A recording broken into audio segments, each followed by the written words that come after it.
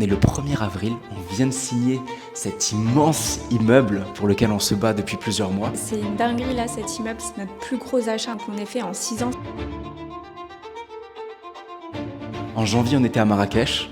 En février, on était à Paris. Et là, on est à Narbonne, dans notre immeuble. C'est le plus gros investissement qu'on ait fait.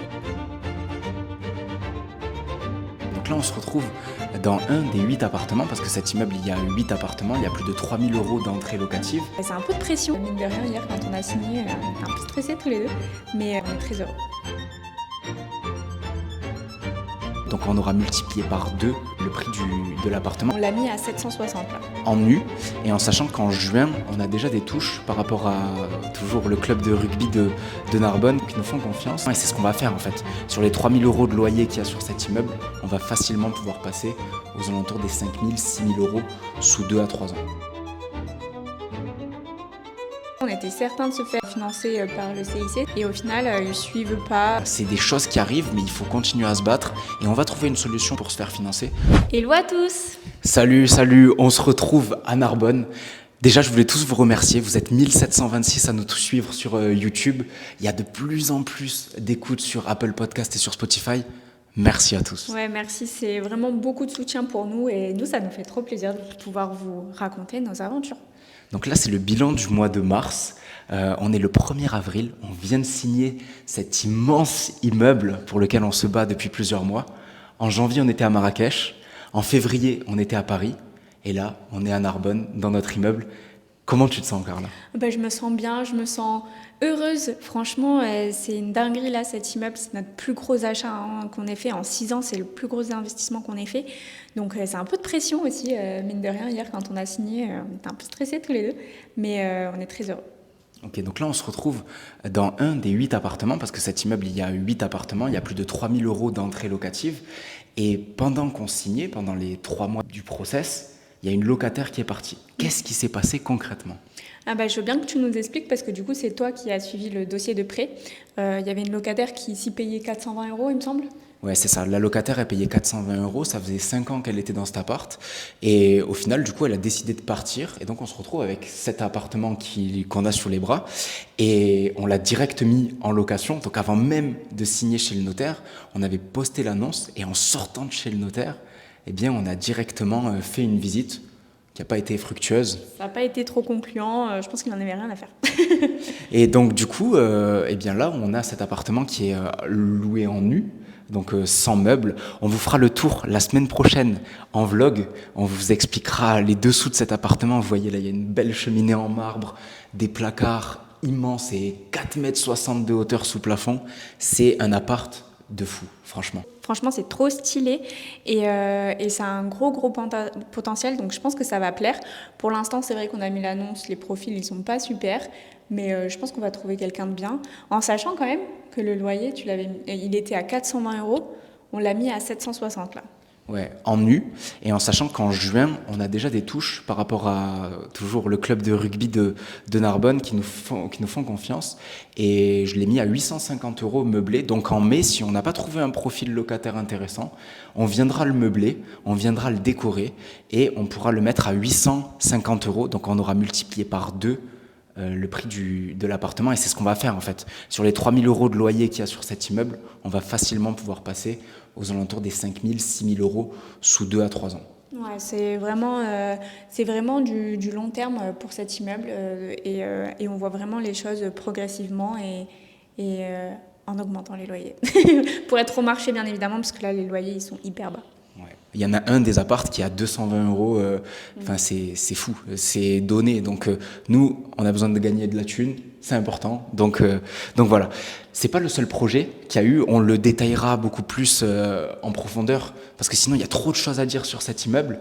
Mais là, en mars, il y a eu une grosse désillusion par rapport au projet d'achat du petit studio à la mer à Gruissan. Oui, là encore une fois, tout ce qui est financement, c'est Val qui gère. Je vais pas mentir, dire que je m'en occupe parce que c'est lui qui gère totalement. On a chacun nos tâches, on va dire. Et du coup, ça a été un peu la désillusion. On était certains de se faire financer par le CIC, c'est ça. Et au final, ils suivent pas. Je pense qu'ils se trouvent des excuses tout le temps, de toute façon, les banques. Ouais, c'était compliqué parce que ils étaient tout pleins d'entrain de dire on est des tortues, la Banque Populaire c'est des lièvres, comment faire? Le banquier il était beaucoup trop chaud, mais en fait au final ça s'est passé en comité, donc on a trop d'encours bancaires à la Banque Populaire, donc il va falloir trouver une solution. Je vais pas lâcher. J'ai déjà eu un rendez-vous à la caisse d'épargne, ça s'est mal passé parce qu'ils financent pas les SARL de famille, ils financent uniquement les SCI. Donc voilà, c'est des choses qui arrivent, mais il faut continuer à se battre et on va trouver une solution pour se faire financer. Donc là, l'objectif d'Avril, ça va être de trouver un financement pour ce projet. En tout cas, trouver une solution parce que le bien, il est rentable, il est à la mer, c'est un projet exotique et il faut surtout pas lâcher dans ce sens-là. Non, c'est ça. Et je pense que l'erreur que font beaucoup d'investisseurs, bon après c'est facile à dire, hein, mais c'est de lâcher au premier non en fait. C'est que là, le compromis, mine de rien, ça fait quand même 2 mois qu'on l'a signé. Et en fait, dans cette situation, beaucoup d'investisseurs se diraient oh là là, je suis pris par le temps, nanana, je vais demander des refus bancaires. Et en fait, ils sortent du projet et c'est un projet qui tombe à l'eau alors que de base c'est intéressant. Là, on ne demande pas beaucoup. Donc, va falloir s'accrocher, mais ça va le faire. Ouais, exactement. Je pense que pour les projets en cours, c'est tout. C'est déjà énorme. Là, on a ramené nos chaises de jardin pour ceux qui regardent la vidéo par rapport à l'immeuble. Ça nous tenait vraiment à cœur de faire cette vidéo, ce podcast, à l'intérieur de cet appartement de charme. Maintenant, on peut passer sur ce qui s'est passé au niveau des performances de nos appartements en mars, ou est-ce qu'il y a quelque chose d'autre à dire? Je pense qu'on peut parler aussi du Home Exchange qui vient d'être loué. Donc, au 3e étage gauche, dans un de nos immeubles, on avait exploité un appartement en Home Exchange, c'est-à-dire qu'on a récolté plus de 3000 points qui vont nous permettre de voyager partout dans le monde. Et cet appartement, quand j'étais en Pologne, on avance sur les news, mais voilà, j'ai été en Pologne pendant le mois de mars, j'ai mis une annonce et en 2 jours, on a trouvé une locataire. Ça s'est passé hyper rapidement, c'était hyper cool. Et voilà, donc l'appart est reloué, 500 €, tout est pris à la charge du locataire et c'était tellement émouvant parce que la petite à qui j'ai loué, c'est son premier appart, une 2006. J'avais l'impression qu'elle avait 12 ans et demi, mais en fait 2006, ils ont déjà 20 ans. Et donc c'était chouette, il y avait toute la famille qui visitait, donc ça s'est passé d'une super manière. Donc là, on va avoir beaucoup de cash flow, 500 € de cash flow en plus parce qu'on était déjà en cash flow positif, mais on ne crache pas sur de l'argent. On sera encore plus. Et là, du coup, Val, par rapport aux autres appartes de cet immeuble, qu'est-ce qui s'est passé? 3e droite, rien à signaler. Le mec, il est tout le temps là, il me paye. J'ai les loyers qui tombent. Au 3e gauche, je l'ai dit, le Home Exchange qui sort et du coup maintenant une nouvelle locataire. En parallèle de ça, au 2e étage, j'ai eu une interaction avec la locataire parce qu'elle a vu une vidéo sur Instagram qu'elle n'a pas appréciée parce que j'avais affiché son appartement. Donc j'ai supprimé la vidéo, rien à dire. Et après, au 1er étage, le Jungle, 16 nuits louées, 770 € de revenus nets. Enfin, franchement, ça marche plutôt bien. Et là, il est en train de tout casser pour le mois d'avril. En sachant que là, juste en venant à l'immeuble, j'ai croisé la concierge qui s'occupe de l'appart en Airbnb. Elle disait quand même que là, sur les 3 premiers mois de l'année, c'était quand même assez calme parce que forcément, il se passe énormément de choses en ce moment, que ce soit en France, dans le monde, et ça impacte le tourisme.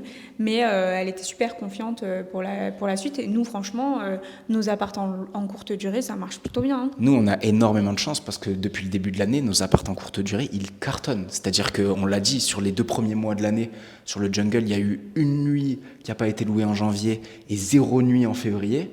Et là, c'est la première fois où on a 14 nuits pas louées, mais ça reste des résultats honorables par rapport aux autres années. J'ai fait le comparatif.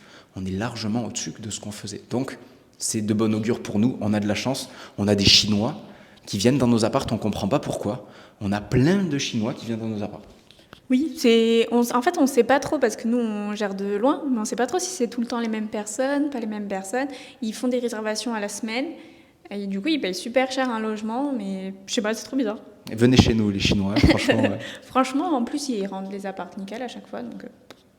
Il y a eu un truc qui s'est passé que j'ai dû gérer à distance aussi sur un des apparts, ça a été la colocation, dégâts des eaux. Comment tu as vécu ça, toi, de l'extérieur ? J'ai pas trop vécu ça parce qu'encore une fois, c'est toi qui t'en es occupé. Donc, J'aimerais bien que tu nous expliques. Du coup, j'ai eu un coup de fil du joueur de rugby, du coup, qui est australien, et il me dit, voilà, il pleut, it's raining on the room. Donc il y a de la pluie dans la chambre, donc ça c'est pas bon signe. Et donc ben voilà, ça nous était déjà arrivé pendant qu'on faisait les travaux, il y avait un tuyau de cuivre qui avait pété dans la douche enfin dans la baignoire de la personne au-dessus. Et le deuxième tuyau, d'ailleurs d'abord c'était le tuyau d'eau chaude, là c'est le tuyau d'eau froide qui a pété, et donc du coup c'est venu inonder toute la chambre du fond à droite et une partie et une des deux salles de bain qu'on a créées. Donc ça fait chier.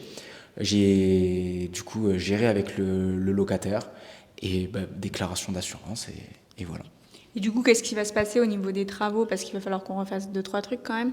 Ben là pour l'instant c'est les assurances qui sont en train de se parler, mais du coup il va y avoir simplement la peinture et une partie du toit, enfin du plafond à refaire, mais c'est minime et pour l'instant ils se plaignent pas.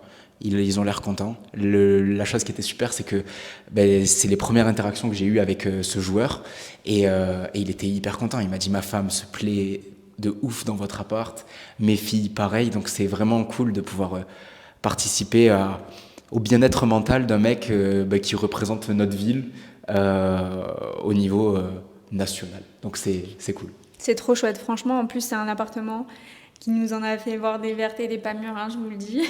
Mais là, on a fait le bilan. Là, jusqu'à présent, dans cet appartement, il est géré par une SARL de famille et le bilan, il est négatif. Franchement, on apporte beaucoup d'argent en compte courant d'associés dans cette société et pour l'instant, on est en déficit plutôt qu'en positif. Donc, c'est très bien, il y a du cash flow sur le global, mais il ne faut pas oublier qu'il y a certaines sociétés qui marchent moins. Et là, tout cet immeuble, il a été acquis dans cette société où il y a cet appartement, donc ça va se compenser, on va gagner plein de fric, mais voilà, il faut vraiment être en mouvement et savoir exactement combien ça te coûte. Et là, le point avec l'expert comptable, il n'était pas hyper positif. Non, pas trop, mais en fait, on va dire qu'avec les économies d'échelle qu'on fait, en fait, un logement va compenser un autre, etc. Donc, à la fin, on le voit pas vraiment. Mais c'est vrai que enfin, pour revenir sur l'appartement où il y a le joueur là, c'est un appartement où on a passé beaucoup, beaucoup de temps physiquement, mentalement et bah, financièrement aussi, quoi. Et on s'y retrouve pas pour le moment. On s'y retrouve pas pour le moment. Mais voilà, après, il faut penser long terme et se dire qu'à terme, c'est un logement qui pourrait être très bien valorisé, etc. Ouais. Mais là, bon, pour vous donner des chiffres, je suis venu apporter 7 500 € cette année en compte courant d'associés, en plus de tout ce qu'on a déjà mis. Et au final, on a capitalisé, c'est-à-dire qu'on a remboursé 5 000 € de crédit. On a un petit peu d'excédent parce que, bien évidemment, on a plus d'entrées locatives que de crédit, mais l'opération, elle est en négatif. Après, du coup, il nous reste un appartement. Il reste ouais, le Bora Bora qui, lui, pareil, fonctionne plutôt bien en courte durée. Hein. Exactement, lui, 16 nuits louées, 1228 € de revenus nets. Ça roule ma poule. Sartec. Voilà, il n'y a rien à dire de plus par rapport à cet appartement. Maintenant, comment tu vois, toi, le mois d'avril par rapport à tout ce qu'on vient d'acquérir? Parce que là, on avait 6 appartes, on se retrouve avec 8 appartes, un garage, un autre en cours d'acquisition. C'est quoi le maître mot d'avril? Ah là, ça va être organisation. Hein. Franchement, on a fait le rendez-vous notaire du coup hier avec les vendeurs. La dame, elle était prof de gestion. Je peux vous dire qu'elle avait une organisation de malade. Les notaires, l'agent IMO, ils n'avaient jamais vu ça. Elle avait tous les papiers. Elle nous a donné les notices des meubles Ikea carrément. Donc nous, on a vraiment envie de prendre exemple là-dessus et de bien gérer, bien réussir à gérer tout ça. Je pense qu'on va essayer d'automatiser énormément de choses avec Claude aussi. C'est un outil IA et de faire en sorte que tout soit hyper carré. Ouais, là, il y a vraiment un outil qu'on est en train de développer, parce que le but, c'est de ne pas s'arrêter simplement à ce que nous, on fait. C'est que si on peut le mettre à profit de personnes qu'on accompagne dans notre boîte avec Audace Immobilière, il faut pouvoir les aider. Et donc là, on est vraiment en train de mettre en place un outil pour nous, déjà. Et si on peut le mettre à profit de tout un chacun, c'est hyper important. Donc voilà, on construit petit à petit. Donc, mais c'est vraiment chouette. Mais cette automatisation, elle est nécessaire et fondamentale. Et il n'y a pas besoin forcément d'une personne extérieure maintenant avec une intelligence artificielle et tes skills, parce que mine de rien, tu maîtrises extrêmement bien tout ce qui est intelligence artificielle et site internet. Enfin, tu maîtrises là. Oui, et puis après, il faut avoir quand même certaines bases de gestion. Enfin là, on a des contrats particuliers avec certains locataires, avec l'ANA, avec la PAM, etc. Donc ça va être des choses à mettre en place. Il y a aussi la visale de la nouvelle locataire. Enfin bref, on va être occupé. Donc voilà, ça c'est par rapport à organisation, c'est le maître mot de avril. C'est quoi ton maître mot d'avril, toi? Moi, mon maître mot, c'est pas facile à dire, ça va être de rien lâcher. Parce que j'ai vraiment envie qu'on se fasse financer cet appartement. 67 000 euros coût d'acquisition alors qu'il vaut sur le marché déjà 90 000 euros. Il faut absolument qu'on se fasse financer. Alors s'il faut qu'on mette un peu plus d'apport, on va le faire. Mais mon maître mot, ça va être ne rien lâcher, être un pitbull et aller au bout de ce projet. Et après, calmer le jeu. Parce que c'est important d'être aligné avec ce qu'on fait, de tout remaîtriser, que tout fonctionne et de construire quelque chose de beau. Ouais, je suis tout à fait d'accord avec toi. Et d'ailleurs, là, sur Mars, tu nous as pas parlé de la maison en marchand de biens. Ça, c'est la galère. La maison en marchand de biens, elle est au point mort. Il n'y a rien qui se passe, il y a zéro visite. Le marché, il est compliqué, hein. J'ai plein de potes marchands de biens qui, eux, ont des lignes de crédit, donc qui sont dans des situations beaucoup plus périlleuses que la mienne. Et c'est chaud de ouf parce que le problème, c'est que les investisseurs qui ont investi en 2018-2019, ils ont des taux à 1%. Et en fait, le fait d'avoir maintenant des taux à 3%, ceux qui bénéficient des anciens taux ne veulent pas vendre. Et donc, du coup, le marché, il est bloqué. Les gens ont peur par rapport au conflit en Iran, par rapport à la politique française. On est à l'aube on ne sait pas si la gauche ou la droite va passer. Et en fait, ça fige le marché. Et donc, c'est hyper compliqué d'avoir des personnes qui se projettent dans notre pays. Et donc, le marché, on le voyait aussi hier avec notre agent immobilier avec qui on a mangé. En fait, le marché, il est bloqué. Et en vrai, c'est ça dans pas mal de secteurs, hein, parce que pareil, on en parlait avec l'expert comptable qui nous disait que là, au niveau des entreprises, etc., les bilans de début d'année n'étaient pas forcément hyper positifs. Donc voilà, on se souhaite un redynamisme sur le reste de l'année. Ouais, parce qu'on voit beaucoup de personnes qui vendent le marchand de biens, marchand de biens, marchand de biens. Le marchand de biens, c'est bien, hein, mais quand tu as du locatif qui tourne, les locataires, ils sont là. Les locataires, ils ont des garanties, et quoi qu'il se passe, ils nous payent. Donc au final, faire des opérations de marchand de biens, certes, tu peux faire beaucoup de marge, mais quand tu as du récurrent, nous, on commence tous les mois, on sait qu'on a 14 locataires, et que les 14 locataires, ils vont venir nous enrichir notre compte en banque et rembourser nos crédits. Donc, c'est important de ne pas mettre tous ses œufs dans le même panier, parce qu'on peut se retrouver dans des situations périlleuses. Oui, c'est ce que j'allais dire, c'est que c'est important, je pense, de se diversifier et pas forcément vouloir tout le temps aussi commencer par le truc le plus gros, le plus rentable, etc. Parce qu'on peut commencer par du marchand de biens et se casser la gueule parce qu'on n'a jamais investi avant, pas être au courant de comment ça fonctionne au niveau du marché immobilier, alors que finalement, quand on commence un peu petit et qu'on grossit au fur et à mesure, ça nous permet d'avoir du recul sur les choses, quoi. Ouais, je te rejoins. Si on va sur l'aspect audace immobilière maintenant, il y a eu un truc de fou qui s'est passé en mars. On a fait un séminaire à Alicante avec toute notre équipe. Il manquait juste Laura et Maglia dans le voyage. C'était incroyable. 4 jours avec toutes les équipes. On était 8 au total. C'était génial. C'était vraiment trop bien. En fait, il faut savoir que c'est des personnes qui bossent avec nous en freelance. Donc, c'est des personnes qui vont nous aider sur la partie commerciale, c'est des personnes qui vont nous aider sur la partie coaching, développement de notre image sur les réseaux, etc. Et c'est vraiment des personnes qui sont très importantes pour nous, pour le fonctionnement d'Audace, parce que voilà, on ne peut pas gérer tout tous les deux. Si on veut accompagner le plus de personnes possible, on est obligé de se faire accompagner, nous aussi, c'est important. Et en fait, personne ne s'était jamais rencontré avant, à part en visio les mardis soirs quand on fait nos réunions d'équipe. Et en fait, il y a eu une cohésion incroyable. C'est-à-dire que c'était hyper sain, hyper chouette. Tout le monde s'est très bien entendu. On a eu de très très bonnes idées pour la suite d'Audace aussi, pour toujours profiter et proposer encore mieux à nos coachés et aux futurs coachés Audace. Donc on est trop contents. Et c'était que des investisseurs. Ça nous a surpris parce qu'on était très peu, enfin il n'y avait pas d'alcool. On était vraiment pas d'alcool, pas de clope. Et pourtant on s'est amusé. Enfin c'était vraiment bien. C'était cool de tous les rencontrer. Et que des investisseurs, que des personnes qui ont plein de bienveillance et vraiment c'est trop cool d'avancer avec des personnes qui nous ressemblent. Donc voilà, savoir s'entourer, c'est vraiment important parce que on pourrait pas proposer autant de changements dans les vies des personnes qu'on accompagne si jamais on n'était pas accompagné des meilleurs. Donc c'est vraiment, vraiment cool.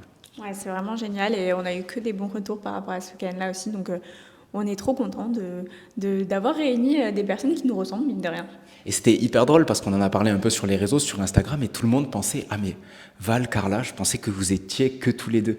Mais que tous les deux, c'est pas tenable en fait. Si on veut vraiment proposer quelque chose qui se différencie, nous, on n'a plus toutes ces peurs du début de l'investissement, toutes les problématiques par lesquelles on passe au début quand on commence, mais elles se sont évaporées. Nous. Et nous, on veut absolument que les personnes qui accompagnent les néo-investisseurs puissent avoir ce ressenti et puissent être comprises.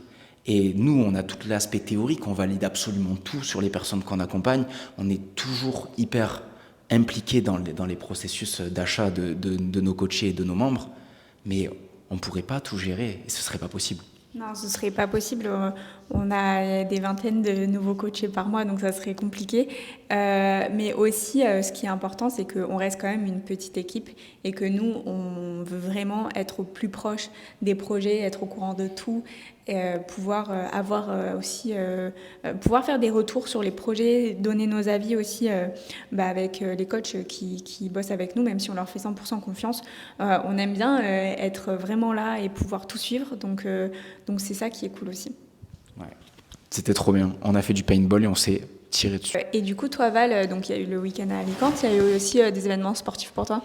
Ouais, il y a des petites prises de conscience au niveau sportif, parce que je mets beaucoup d'implication dans mon sport. Il y a des vraies prises de conscience de savoir, est-ce que je vais avoir les épaules pour atteindre les objectifs que je me fixe en sport. Mais il y a tellement de belles choses qui se passent au niveau immobilier, tellement de belles choses qui se passent dans l'entrepreneuriat, que il y a pas mal de remises en question. Donc voilà, je m'étendrai pas trop sur le sujet parce que je suis en train encore de processer toutes ces informations. Mais c'est vrai qu'au niveau sportif, je suis parti en Pologne, j'ai fini 19e d'une Coupe du Monde de pentathlon. C'est pas la réussite de l'année, c'est chouette, je continue à faire ce que j'aime, mais voilà, il y a des prises de conscience et c'est cool aussi de pouvoir retranscrire tout ça à vous qui nous regardez, parce que voilà, il y a des moments de doute, je pense que pour tout un chacun, et c'est important aussi de pouvoir être transparent là-dessus. Donc voilà, la Pologne, c'était chouette. Un pays, vraiment, on devrait prendre exemple sur eux parce que tout est propre, il y a un respect mutuel, c'est vraiment un pays monstrueux. Mais voilà, c'était l'anecdote sportive, mais rien de plus. Et toi, là, tu as un projet en avril, là. Les gars, j'ai un trail le week-end prochain. Comment vous dire que je suis pas prête mentalement là. C'est 15 km, 500 mètres de dénivelé, mais ça va être hyper chouette. Je le prends chill, je le prends en plaisir. Voilà. Sport plaisir et se dépasser et être en bonne santé. Exactement, c'est ça. Trop bien. Et là, du coup, par rapport à tout ce qu'on s'est dit, comment tu te sens globalement, toi? Je me sens un peu fatigué, pour être honnête, mais j'ai tellement envie de mettre en place les choses dont on a évoqué pendant le week-end. Il y a tellement de choses sur lesquelles on peut avancer, il y a tellement de choses à faire, mais je me sens fatigué, mais de la bonne fatigue. Je sens qu'il va falloir souffler, peut-être 2-3 jours pour repartir au charbon et bien construire tout ça. Là, on est en promo encore. Il y a plein de monde qui arrive chez Audace. Il faut pouvoir les chouchouter, il faut pouvoir les accompagner de la meilleure manière possible. Et en tout cas, je suis aligné et c'est vraiment trop cool. Et toi, comment tu te sens? Moi, écoute, je suis très fière de nous déjà parce que c'est pas facile de prendre du recul sur tout ce qu'on fait.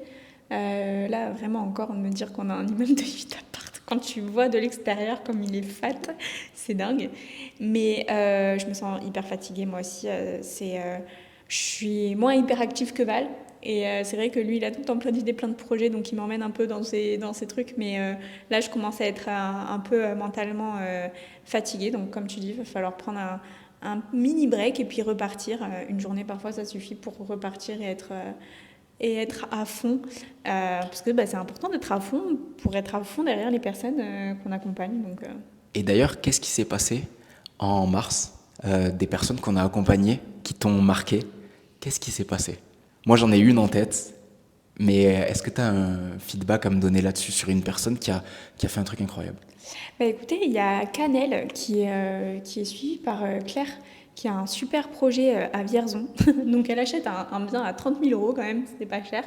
Et en fait, vous savez qu'il lui est arrivé une dinguerie, c'est-à-dire que l'agent IMO, en fait, il lui a dit, non, c'est pas un agent IMO, c'est le propriétaire, il a dit, ah bah finalement, je vous ai fait signer une promesse d'achat, mais, enfin pas une promesse d'achat, une offre d'achat, mais j'ai décidé de vendre à quelqu'un d'autre.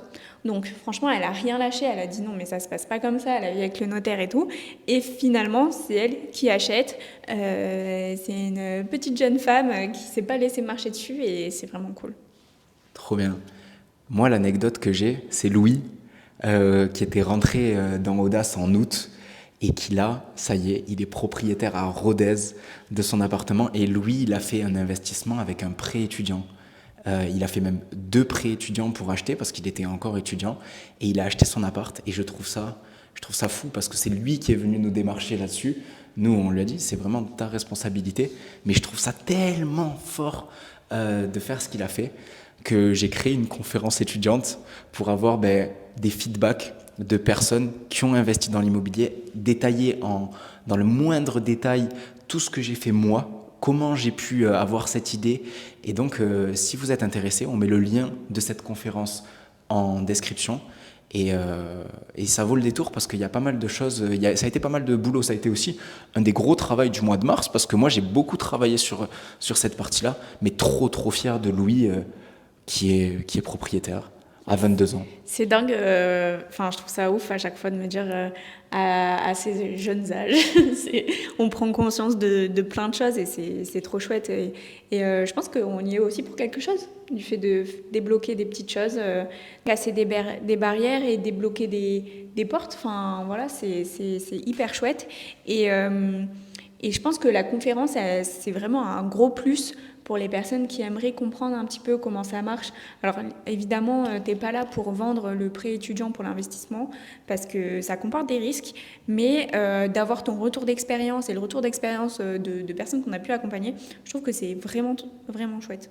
Surtout qu'en plus de ça, j'ai eu les retours de 3 mecs qui sont en train d'acheter avec un prêt étudiant, mais aussi le retour de Hugo qui est coach chez Audace Immobilière, qui a plus de 2 millions d'euros de patrimoine. Et Hugo, il nous faisait part de ses regrets. Donc voilà, tout est bien structuré comme une formation, mais finalement c'est une conférence parce que je pars pas du postulat qu'on puisse se former sur de l'investissement via un prêt étudiant, mais c'est hyper intéressant. Il y a, je crois, 2h30 de conférences qui sont sectorisées en différentes parties. Franchement, ça vaut le coup. N'hésitez pas, c'est en description. La balle est dans votre camp. Yes, exactement. Tu avais d'autres choses que tu avais envie de raconter par rapport à mars et avril ? Non, moi, j'ai pas grand-chose à dire sur mars, avril. Je pense qu'il y a énormément de choses qui se passent, que ce soit pour les personnes qu'on accompagne, que ce soit pour nous. Et je pense que quand on est entouré de tout ce dynamisme et que on est engrainé dans cet état d'esprit de vouloir entreprendre, en fait les choses avancent à toute vitesse. Et donc voilà, je suis très content de tout ce qu'on a pu faire en mars. Je suis fier de faire ce bilan dans cet immense appartement. N'oubliez pas, la semaine prochaine, il y aura la vidéo complète de l'appartement en mode vlog. Vous nous en direz des nouvelles. Si la vidéo elle vous plaît, vous likez. Ou un petit commentaire. Ou vous vous abonnez d'ailleurs, parce que nous, ça nous envoie de la force. Ouais, et on serait curieux aussi de savoir, vous, si ça a avancé de votre côté. N'hésitez pas non plus, si vous avez le besoin de vous faire accompagner, vous pouvez nous envoyer un petit message sur Instagram. On y répondra avec grand plaisir. Et puis, je pense que le plus important, c'est de ne pas oublier pourquoi on fait les choses, faire les choses en conscience et avancer pour atteindre ses objectifs. Il n'y a rien de pire que de stagner et de pas avancer. Je suis tout à fait d'accord. Alors les gars, on vous dit à la semaine prochaine. Vous allez retrouver notre vlog complet et on se dit à très vite. Salut à tous!